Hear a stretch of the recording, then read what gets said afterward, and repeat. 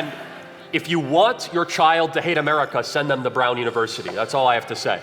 If you want to turn them into an anti-American, godless, atheist, unhappy radical, send them to Brown University. And so Brown University is in Rhode Island. It's in Providence, Rhode Island. It's one of the ruling class universities. Basically, if you get into this school just by saying you went to Brown University, you've been admitted to a country club of sorts that you'll get jobs you don't actually deserve to get just because you went to Brown. There's only about 10 schools like that in the country. California's home to one of them. It's in Palo Alto. I'll let you figure out which one it is. But basically, and it's nothing against the institution, not against the people that go there, but you know exactly the type of school that I'm describing, that as soon as you get through that door, they protect their own.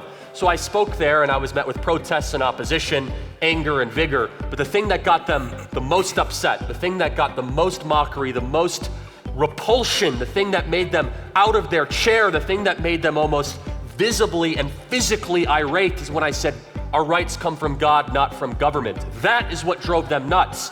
It wasn't when I said that President Trump is doing a great job. It wasn't that I said we need to build a wall. It wasn't that I said we need to enforce immigration laws, that we need to end abortion in our time, that there are only two genders. All that stuff is true, and I said all those things. That was just the first 30 seconds. It was instead,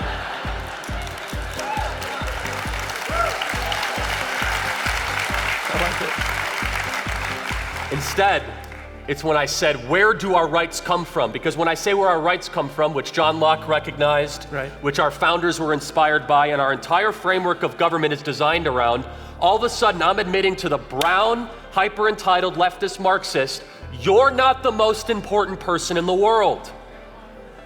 You actually don't matter as much as he mattered, and what he did for you mattered. And that admittance was met with, and I kid you not, a visible repulsion. Now why? Well, it's because they might not be able to continue to live the way that they think they should live. That they might have to drop the lifestyle that they've been following, that they might have to behave differently, that they might have to drop the hubris or be more open-minded or be more humble or other things that we're called to be, you know, in the Word. And it struck me right then and there that this is really what it comes down to. All of this matters. The fight for life, the fight for basic biological standards, the fight for school choice, the fight for taxes, the fight for sovereignty, the fight for borders. However, if we don't recognize this is a spiritual war first and foremost, that they are fighting for the abolition of a belief in the divine, then we're just arguing X's and O's when there's a much bigger picture at play here.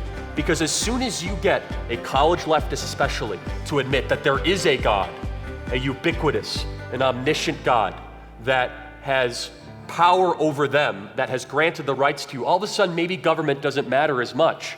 All of a sudden that clump of cells that they think is in, that they call a fetus, actually might be a life. If you admit there's a God, all of a sudden right and wrong are not an opinion anymore.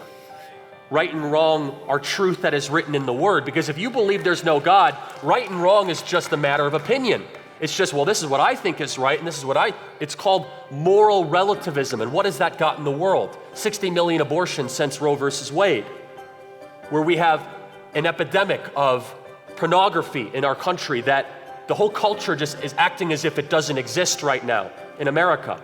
And you see this happen until we recognize where the rights come from a divine, then that is the discussion that really needs to begin to happen. And what was so telling to me, though, when I closed out my time at Brown and my conversation, was, of course, the opposition, the antagonism.